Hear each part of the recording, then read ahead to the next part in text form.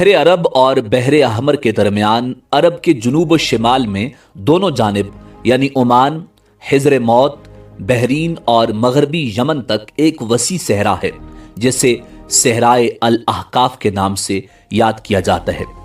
اسے صحرائے اعظم الدنیا اور الربیع الخالی بھی کہا جاتا ہے۔ الاحقاف خقف کی جمع ہے جس کے لغوی معنی ریت کے بلند و بالا اور وسیع و عریض ٹیلے کے ہیں۔ اس بیابان صحرا میں سفر کرنا تو دور کی بات، اس کے اندر قدم رکھنے کا بھی تصور نہیں کیا جا سکتا کہ موت کی اس وحشت ناک وادی کی جانب رخ کرنا خودکشی کے مترادف ہے۔ یہی وجہ ہے کہ مقامی بدوؤں سے لے کر مہم جو سیاحوں تک کوئی اس صحرا کے قریب جانا پسند نہیں کرتا۔ سفید اور باریک ریت کے ہزاروں فٹ اونچے پہاڑوں میں اگر کوئی شے پھینکی جائے تو وہ لمحوں میں غرق ہو جاتی ہے اور ریت کی سطح پر جنبش تک نہیں ہوتی۔ یہ صحرا اللہ بزرگ و برتر کی کھلی نشانیوں میں سے ہے اور اہل دنیا کے لیے عبرت بھی۔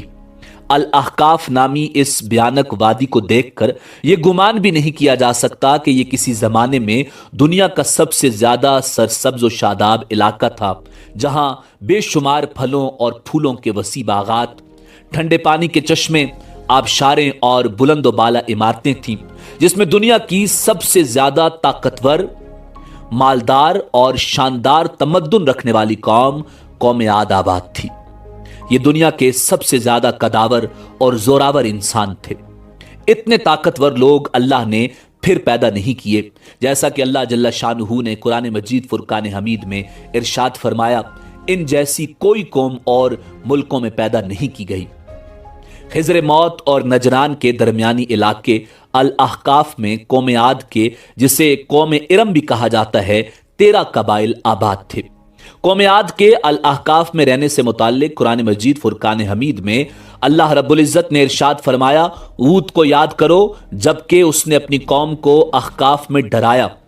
ناظرین، علامہ جلال الدین سیوطی رحمۃ اللہ علیہ اپنی تفسیر در منشور میں تحریر کرتے ہیں کہ قوم عاد نہایت زوراور اور بہادر قوم تھی۔ یہ بت پرست تھے۔ ان کے 2 بتوں کے نام حمود اور حب بیان کیے گئے ہیں۔ ابن کثیر نے اپنی تفسیر میں تیسرے بت کا نام سمد بھی بیان کیا ہے۔ ناظرین، عاد ایک قدیم عربی قوم ہے جس کا ذکر قرآن مجید فرقان حمید میں سورہ ہود اور سورہ فجر میں آتا ہے۔ اس قوم پر حضرت ہود علیہ السلام کو نبی بنا کر بھیجا گیا تھا۔ جب اس قوم نے شرک اور بت پرستی ترک نہ کی تو اللہ رب العزت نے عذاب نازل کر کے اسے تباہ کر دیا۔ اس قوم کے تذکرے کو کہانی سمجھا جاتا تھا، مگر اسی صدی میں اس کے مرکزی شہر ارم، عربی میں ارم ذات العماد اور انگریزی میں ابر، وابر اور ارم کے آثار برآمد ہوئے ہیں، جو الربع الخالی کے اس حصے میں ہے جو آج کل عمان میں شامل ہے۔ عاد اصل میں حضرت نوح علیہ نبینا علیہ السلام کی چوتھی پشت سے تھے۔ عاد بن اوز بن ارم بن سام بن نوح، اور ان کے نام پر اس قوم کو پکارا جاتا ہے، یعنی اس قوم کا نام ان کے جد امجد کے نام پر تھا۔ قوم عاد کو مشہور روایات کے مطابق ایک عظیم آندھی سے تباہ کیا گیا تھا۔ قرآن کے مطابق یہ قوم دنیا اور آخرت دونوں میں اللہ کی رحمت سے دور اور محروم ہے۔ ناظرین، جدید تحقیق کے مطابق یہ قوم 3000 سال قبل مسیح سے لے کر پہلی صدی عیسوی تک موجود تھی۔ ان کو 1000 ستونوں والے شہر کی قوم بھی کہا جاتا ہے۔ ناظرین، حضرت ہود علیہ السلام ایک طویل عرصے تک اپنی قوم کو واعظ و نصیحت کرتے رہے۔ کبھی وہ انہیں اللہ کی طرف سے عطا کردہ نعمتوں کی یاد دلاتے تو کبھی عذاب الہی سے ڈراتے، مگر وہ بہرے اور اندھے بنے رہے۔ تاریخی کتب میں ہے کہ حضرت ہود علیہ السلام مسلسل 50 سال یا اس سے بھی زیادہ درس و نصیحت میں مصروف رہے۔ قوم عاد کے 13 قبائل میں سے لقمان اور خلجان نامی قبائل نہایت طاقتور تھے اور انہیں حکمران کی حیثیت حاصل تھی۔ حضرت ہود علیہ السلام نے جب دعوت حق دی اور کفر و شرک چھوڑ کر ایک اللہ کی بندگی کی طرف بلایا تو لقمان قبیلے نے سخت مزاحمت کی اور حضرت ہود علیہ السلام کے دشمن ہو گئے۔ اس کے برعکس دوسرے قبیلے خلجان نے حضرت ہود علیہ السلام کی باتوں پر غور و خوض کیا اور ان میں سے اکثر جلد ہی آپ کی دعوت کو قبول کر کے ایمان لے آئے۔ حضرت ہود علیہ السلام نے اپنی قوم کو رائے حق پر گامزن کرنے کی ہر ممکن کوشش کی، مگر قوم نے ان کی دعوت قبول کرنے سے انکار کر دیا تو بالآخر انہوں نے بارگاہ الہی میں مدد کے لیے دست دعا دراز کیے، جسے قرآن کریم نے یوں بیان کیا۔ نبی نے دعا کی کہ اے پروردگار، انہوں نے مجھے جھوٹا کہا ہے پر تو میری مدد فرما۔ اللہ نے اپنے نبی کی فریاد کے جواب میں فرمایا، اے نبی، یہ بہت جلد اپنے کیے پر پچھتانے لگیں گے۔ ناظرین، اللہ رب العزت نے اپنے نبی کی دعا قبول فرمائی اور قوم عاد پر عذاب کی ابتدا ہو گئی۔ بادلوں کے فرشتے کو حکم دیا گیا کہ اب بارش نہ برسائی جائے۔ چشموں کے فرشتے کو حکم دیا گیا کہ ان کے ٹھنڈے، میٹھے اور شفاف پانی سے لبریز چشموں اور آبشاروں کو خشک کر دو۔ ناظرین، روایات میں آتا ہے کہ دیکھتے ہی دیکھتے ان کے سرسبز و شاداب کھیت و کھلیان سوکھنے لگے اور مویشی مرنے لگے، یہاں تک کہ لوگ پینے کے پانی تک کو ترسنے لگے۔ کثیر تعداد میں پیدا ہونے والے پھل اور اناج ناپید ہو گئے۔ پوری قوم خشک سالی کا شکار ہو کر بدحال اور پریشان ہو گئی۔ یہ سلسلہ مسلسل 3 سال تک جاری رہا۔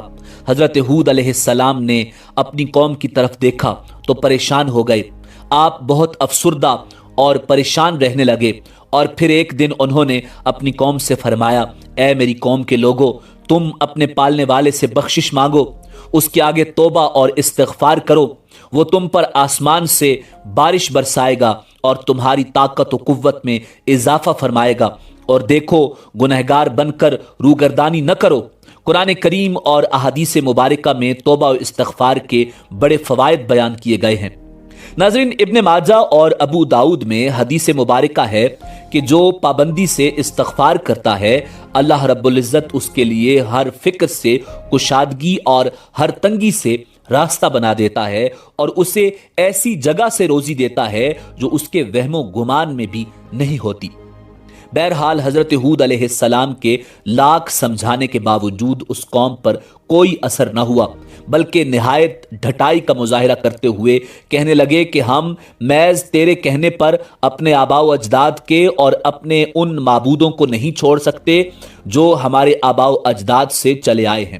قرآن کریم نے اسے یوں بیان کیا ہے، اے ہود، تم ہمارے پاس کوئی دلیل تو لائے نہیں، اور ہم صرف تمہارے کہنے سے نہ اپنے معبودوں کو چھوڑنے والے ہیں اور نہ تم پر ایمان لانے والے، بلکہ ہم تو یہ سمجھتے ہیں کہ ہمارے کسی معبود نے تمہیں آسیب زدہ دیوانہ کر دیا ہے۔ ناظرین، عذاب الہی کے ابتدائی مراحل میں خشک سالی نے قوم عاد کی حالت ابتر کر دی۔ ان کے سرداروں اور دانشوروں نے اس سے نجات پانے کے لیے مختلف تدابیر پر غور و خوض شروع کر دیا۔ یہ بات بڑی حیران کن ہے کہ پچھلی قوموں کو جب کبھی کوئی مشکل آ گھیرتی تو وہ اس سے نجات کے لیے حجاز مقدس کا سفر کرتے اور بیت اللہ شریف میں جا کر اللہ کے آگے آہوزاری کرتے، یعنی کافر قومیں بھی اس حقیقت کو تسلیم کرتی تھیں کہ اس ارض و سما میں ایک لافانی قوت موجود ہے، مگر اس کے باوجود جب نبی اور رسول یہ بات کہتے تو ان کی عقل پر پردہ پڑ جاتا۔ قوم عاد کے سرداروں نے بھی یہی فیصلہ کیا کہ قوم کے سرکردہ افراد بیت اللہ شریف جا کر ان دیکھے خدا کے سامنے فریاد کرتے ہیں۔ چنانچہ مختلف قبائل کے سرداروں اور دیگر اہم افراد پر مشتمل 70 افراد کا ایک وفد حجاز مقدس روانہ ہوا۔ اس زمانے میں مکہ مکرمہ پر قوم امالیک کی حکمرانی تھی، جس کا سردار معاویہ بن بکر تھا، اور معاویہ کی والدہ قوم عاد سے تعلق رکھتی تھی۔ ویسے بھی معاویہ بن بکر قوم عاد کی شان و شوکت سے بڑا مرغوب تھا، چنانچہ اس نے وفد کی بڑی خاطر مدارت کی اور اسے بڑے عزت و احترام سے اپنے ہاں ٹھہرایا۔ تبری کی روایت ہے کہ اس وفد میں 2 افراد مرشد بن سعد اور لقمان بن لکیم صاحب ایمان اور حضرت ہود علیہ السلام کے پیروکار تھے۔ غالباً ان کا تعلق قبیلہ خلجان سے ہوگا۔ ان دونوں کے علاوہ باقی سب کافر اور بت پرست تھے۔ معاویہ نے ان کے اعزاز میں رقص و سرور کی محافل کا اہتمام کیا اور تقریباً 1 ماہ تک یہ لوگ اپنے آنے کا مقصد فراموش کر کے عیش و عشرت اور شراب و شباب کی محافل میں مدہوش رہے۔ جب ان کا قیام طویل ہو گیا تو معاویہ بن بکر کو ان کے واپس جانے کی فکر لاحق ہوئی۔ काफी सोच विचार के बाद उसने नाचने गाने वालियों के जरिए चंद अशआर की सूरत में उन्हें उनके आने का मकसद याद करवाया, जिस पर वफद को होश आया। तारीखी कुतब में दर्ज है कि उस मौका पर वफद में शामिल मुर्शिद और लुकमान ने एक बार फिर उन्हें समझाने की कोशिश की, जो कुछ हजरत हूद कहते हैं उस पर ईमान ले आओ, मगर वो न माने। वफद बैतुल्ला शरीफ गया और बारिश की दुआएं मांगनी शुरू कर दी। अभी थोड़ी ही देर गुजरी थी कि अल्लाह रब्बुल इज्जत ने आसमान पर 3 रंगों के बादल भेज दिए, जिनमें एक सफेद था, दूसरा स्याह और तीसरा सुर्ख। उसके साथ ही आसमानों से निदाए गैब आई, अपने और अपनी कौम के लिए इन तीनों में से किसी एक को पसंद कर लो। चुनाचे वफद ने सोच विचार के बाद स्याह बादल को अपने लिए पसंद किया, जिसके साथ ही सुर्ख और सफेद टुकड़े आसमान से गायब हो गए और अब्र स्याह आहिस्ता आहिस्ता आसमान पर छाने लगा। वो लोग अपनी दुआ की कबूलियत पर बड़े खुश थे और समझते थे कि अब खुश्क साली खत्म हो जाएगी। नाज़रीन, रिवायात में आता है कि पूरी कौम ने खुशियां मनानी शुरू कर दी, मगर हजरत हूद अलैहिस्सलाम समझ गए थे कि ये अजाब इलाही है। लिहाजा उन्होंने एक बार फिर अपनी कौम को मुखातिब करते हुए फरमाया, ऐ मेरी कौम, ये अल्लाह का अजाब है जो तुम पर नाजिल हुआ चाहता है। फिर उन्होंने अल्लाह ताला का फरमान उन्हें सुनाया, नहीं बल्कि दरअसल ये अबर वो अजाब है जिसकी तुम जल्दी कर रहे थे। ये हवा का तूफान है जिसमें दर्दनाक अजाब चला रहा है, जो अपने रब के हुक्म से हर चीज तबाह कर डालेगा। नाज़रीन, हदीस शरीफ में आता है कि अम्मा आयशा सिद्दीका रजी अल्लाह ताला अन्हा ने हुजूर नबी करीम रऊफुर रहीम सल्लल्लाहु अलैहि वसल्लम से पूछा, या रसूलुल्लाह सल्लल्लाहु अलैहि वसल्लम, लोग तो बादल देखकर खुश होते हैं कि अब बारिश होगी, मगर आपके चेहरे पर इसके बरक्स तशवीश के आसार नजर आते हैं। आप सल्लल्लाहु अलैहि वसल्लम ने फरमाया, आयशा, इस बात की क्या जमानत है कि इस बादल में अजाब नहीं होगा? जबकि एक कौम हवा के अजाब से हलाक कर दी गई थी, उस कौम ने भी बादल देखकर कहा था, यह बादल है जो हम पर बारिश बरसाएगा। नाज़रीन, रिवायात में आता है कि कौम आद ने उस अजाब को बसूरत बादल अपनी बस्तियों की तरफ आते देखा तो कहने लगे, ये तो बादल है, हम पर बारिश करने वाला है। कुरान करीम में है कि अल्लाह रब्बुल इज्जत ने तेज आंधी का यह अजाब 7 रातों और 8 दिनों तक मुसलसल जारी रखा। आंधी ने किसी एक को भी न बाकी छोड़ा। ये हर एक के पास पहुंच गई। गारों के अंदर, पहाड़ों, घाटियों और चोटियों, घरों, महल्लात और किलों के अंदर सबको फना कर डाला। इब्न उमर रजी अल्लाह ताला अन्हो से मरवी है कि नबी करीम रऊफुर रहीम सल्लल्लाहु अलैहि वसल्लम ने इरशाद फरमाया, वो आंधी जिसके जरिए कौम आद हलाक की गई, अल्लाह ने उन पर अंगूठी जितनी जगह की मिसल हवा खोली थी। बस वो हवा पहले देहात में गई और वहां के लोगों और मवेशियों और मालों को उठाया और आसमान और जमीन के दरमियान ले गई।